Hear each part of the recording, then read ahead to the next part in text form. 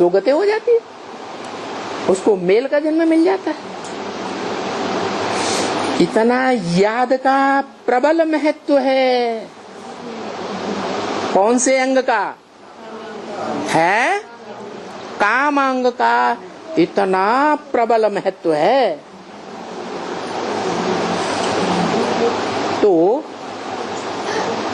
उस अंग की प्रवृत्ति में रहते, प्रवृत्ति का मतलब है प्रकृष्ट, प्र माने प्रकृष्ट, वृत्ति माने गोलाकार। इसलिए यादगार शिव के मंदिर में रखी हुई है। क्या? शिवलिंग जलाधारी दिखाते हैं, जो ज्ञान जल का आधार लेती है। प्रैक्टिकल जीवन में पुरुष ज्ञान जल का आधार नहीं ले पाता, इसलिए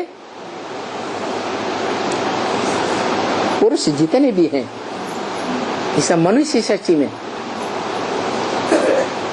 वो ईश्वर के दिए हुए वर्षे में,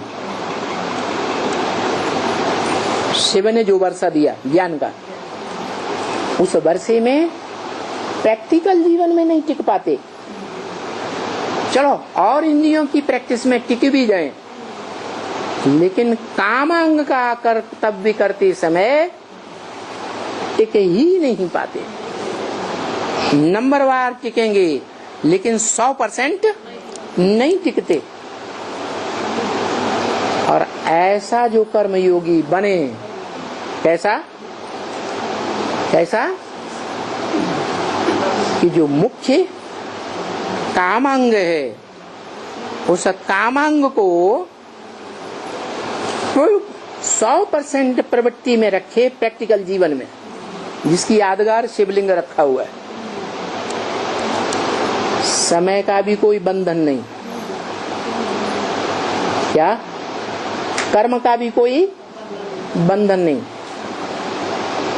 तो ऐसी स्थिति में टिकने वाली आत्मा वो तभी टिक सकती है जब मन को इतना कंट्रोल करे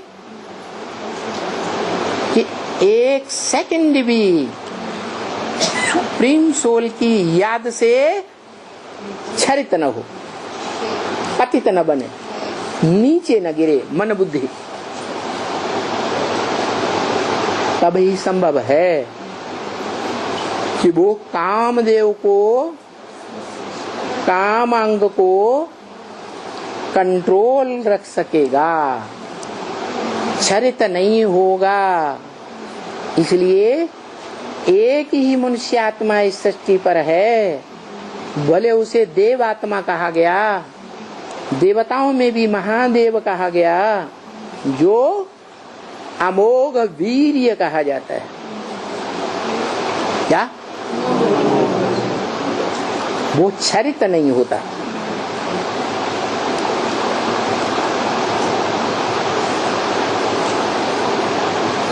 कैसी भी स्थिति आ जाए,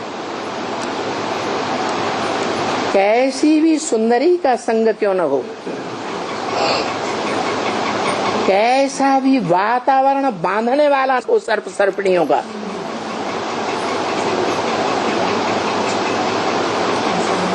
जैसे परम पदधारी विष्णु दिखाते हैं, बाकी चार भुजाओं वाला कोई होता नहीं है। कहाँ बैठा हुआ है, लेटा हुआ है, सोया हुआ है आराम से। सर्प नहीं, सर्प सर्पिणियों की शैया पर लेटा हुआ है। उसके कोई भी तकलीफ, कोई परेशानी बुद्धि में पैदा नहीं होती है।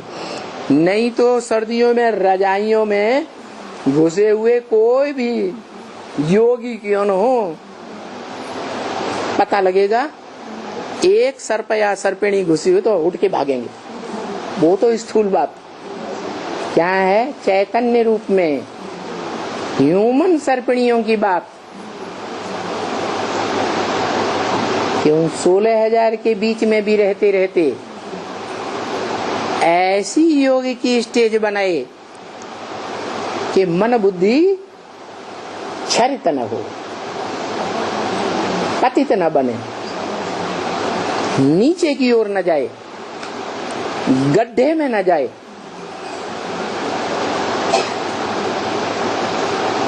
इसलिए भक्ति मार्ग में कहते हैं बोल गड्ढे वाले की जय। क्या कहते हैं? कोई मंदिर हैं जिनमें गड्ढा बनाते हैं और गड्ढे में नीचे जाके शिवलिंग रख देते, पूजा करते हैं, बेचारे जानते नहीं है क्या है, क्यों इसकी पूजा करते हैं। बेचारे ये भी नहीं जानते कि पूजा पवित्र की होती है या अपवित्र की होती है। बस इतना जानते हैं कि शिव शंकर भोलेनाथ ने भी ये कर्म किया था तो हम क्यों नहीं करें। इतना जानते हैं कि कृष्ण भगवान ने भी 16,000 रानियां रखी थी तो हम क्यों नहीं रखें।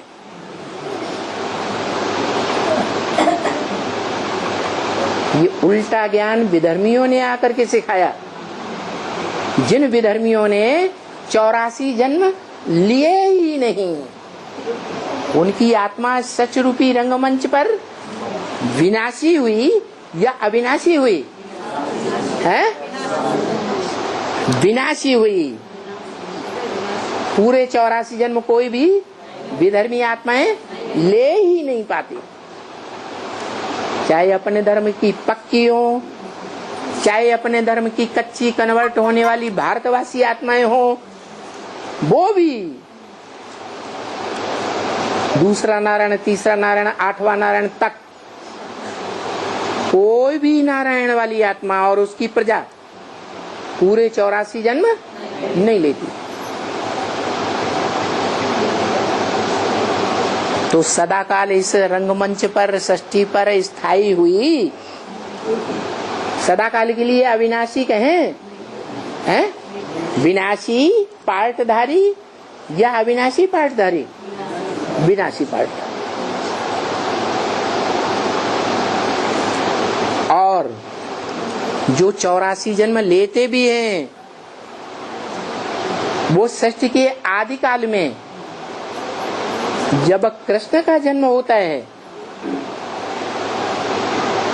उसके बाद ही आते हैं 150 वर्ष में।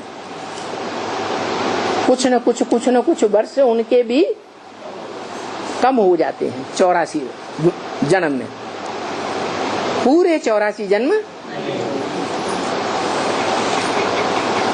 जो रुद्र के डायरेक्ट बच्चे हैं वो भी नहीं ले पाते। कारण क्या हुआ? अरे कुछ कारण हुआ कि नहीं है? अरे पूरा निराकरण नहीं बन पाता। कब? कौन सी स्थिति में?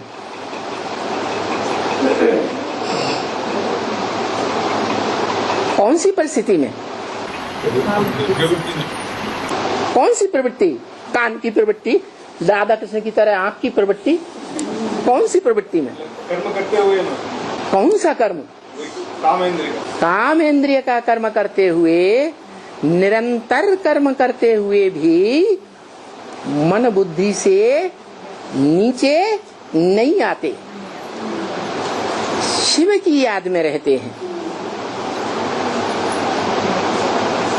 तो नंबरवार हैं क्या? अव्वल नंबर कोई भी नहीं बनता, एक बनता है, उसको अमोघ वीर्य कहा जाता है। उसी की यादगार मंदिर में रखी हुई है। शिवलिंग जिसका सात्विक यादगार सोमनाथ मंदिर में है, जहां लिंगाकार बड़ा रूप देह की यादगार लिंग रखा था और लिंग में हीरा रखा था। वो हीरा किस आत्मा की यादगार है? है मन बुद्धि का बाप का यादगार है, जो बाप के समान बनता है। हीरो पार्टधारी। शिव का यादगार। शिव बाप कहते हैं मैं न पुजारी बनता हूँ न पूज्य बनता हूँ। और सोमनाथ के मंदिर में जो जाते थे वो हीरा की भी पूजा करते थे और लिंग की भी पूजा करते थे, प्रवृत्ति की पूजा करते थे या एक की पूजा करते थे? तो बताओ कौन सी आत्मा की यादगार है वो हीरा? दूसरी बात, शिव कहते हैं मैं तो पत्थर बुद्धि बनता ही नहीं। ये हीरा हो या नवरत्नों में से कोई भी रत्न हो, सारे ही पत्थर बुद्धि। मैं पत्थर बुद्धि हूँ, मैं तो पत्थर बुद्धि बनता ही नहीं।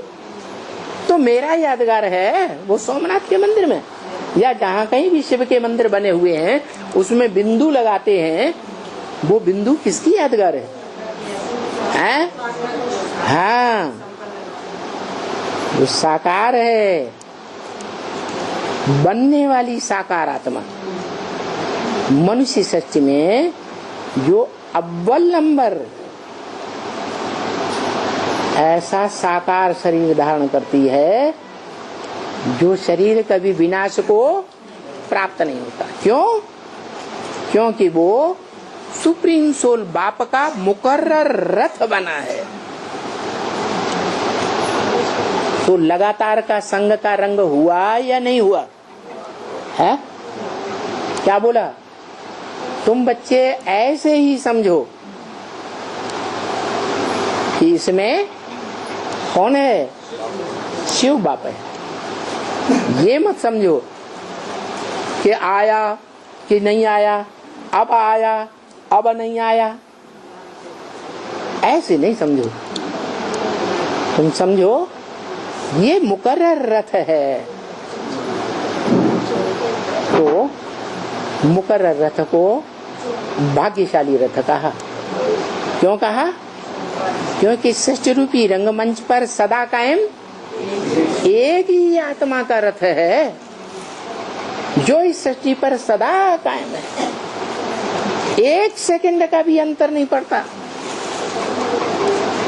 मैं इस सृष्टि रूपी रंगमंच पर ज्ञान देने का सुप्रीम टीचर का काम करके जैसे ही जाता हूं, वो आत्मा संपन्न स्टेज में टिक जाती है, शिव स्वरूप में टिक जाती है, तब ही जाता हूं या बीच में ही छोड़ के चला जाता हूं है? हाँ, तो वो 40 वर्ष पूरे होते हैं और वो आत्मा शिव समान बन जाती है। और वो ही आत्मा वाणियों में इंटरफियर करके बार बार बोलती है क्या? महामंत्र मत मना भव, मेरे मन में समा जा, मेरे दिल में समा जा। और दूसरी आत्मा कोई कह नहीं सकती कि मेरे में समा जा। क्यों? क्योंकि सारी सृष्टि जड़ और जंगम उसी बीज रूप बाप से निकलती है। सारी रचना कहाँ से निकलती है? उसी एक बीज से सारी जड़ और जंगम चैतन्य और जड़ सृष्टि निकलती है और अंत में उसी में समा जाती है। उसे गीता में कहा अव्यक्त मूर्ति ना। कैसी मूर्ति? अव्यक्त मूर्ति है। व्यक्त माने जो आंखों से दिखाई दे, अव्यक्त माने जो आंखों से दिखाई ही न दे। तो वो लिंग देखने में तो आता है कि नहीं? देखने में आता है, हैं? बड़ा रूप देखने में आता है कि नहीं? फिर अव्यक्त कैसे? अव्यक्त ऐसे कि उसमें जो कार्य करने वाली इंद्रियां हैं वो देखने में नहीं आती। क्यों देखने में नहीं आती? क्योंकि वो शरीरधारी आत्मा इंद्रियों की स्मृति में है ही नहीं। वो मन बुद्धि रूपी आत्मा इंद्रियों से रस लेने की स्थिति में है ही नहीं। इसलिए उसका यादगार है, पूजा जाता है। लिंग बड़ा रूप, रथ की यादगार भी पूजा जाता है और उसकी आत्मा भी ज्योति बिंदु, जो हीरा कही गई है सोमनाथ मंदिर में, वो हीरा किसकी यादगार है? शिव भगवान कहते हैं, शिव बाप कहते हैं मैं तो हीरो बनता ही नहीं।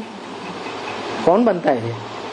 इस मनुष्य सृष्टि का जो बीज रूप आत्मा बाप है वो ही हीरो बनता है और वो ही जीरो की स्थिति में पहले पहले स्थित होता है। इसलिए उसी स्वरूप की याद में इस सारी दुनिया के सारे प्राणी मात्र क्या